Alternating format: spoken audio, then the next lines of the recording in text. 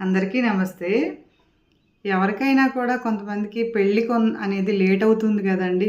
ఎవరికైనా అంటే ఇంకా సంబంధాలు రాలేదు.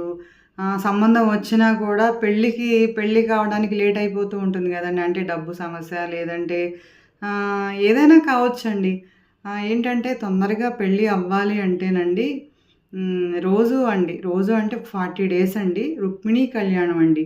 రుక్మిణీ కళ్యాణం అనేది పారాయణ చేస్తేనండి తొందరగా పెళ్ళవుతుందనమాట. ఒక 40 డేస్ చేస్తే తొందరగా పెళ్లి కుదరటము, పెళ్లి అవ్వటము. అలాగే ఇంకోటేంటంటే పెళ్లి కుదిరినా కూడా కొంతమందికి ఆ వివాహం అవ్వటానికి చాలా టైం పడతదనమాట. అలా కాకుండా ఏమన్నా గ్రహదోషాలుంటే ఇది చదవటం వల్లండి ఈ గ్రహదోషాలన్నీ పోతాయని జెప్పేసి పెద్దలు చెప్తారండి.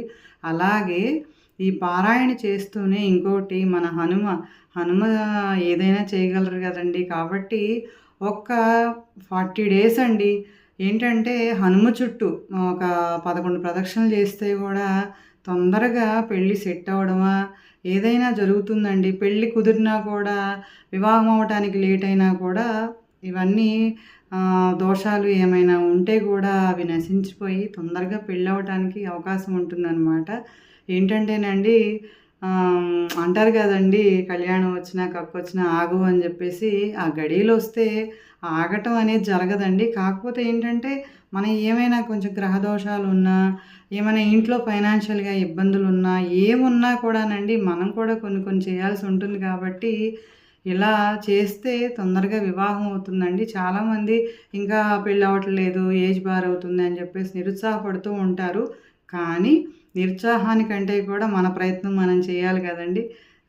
దేవుడిని నమ్మితే తప్పకుండా మేలే జరుగుతుంది కాబట్టి, ఈ రుక్మిణీ కళ్యాణము అలాగే హనుమ చుట్టూ ప్రదక్షిణలు చేయండండి. తొందరగా పెళ్లి అవ్వటానికి అవకాశం ఉంటుందనమాట. ఈ వీడియో నచ్చితే తప్పకుండా లైక్ చేయండండి. షేర్ చేయండి. మరొక వీడియోలో కలుద్దామండి. Thank you. మీ రజని.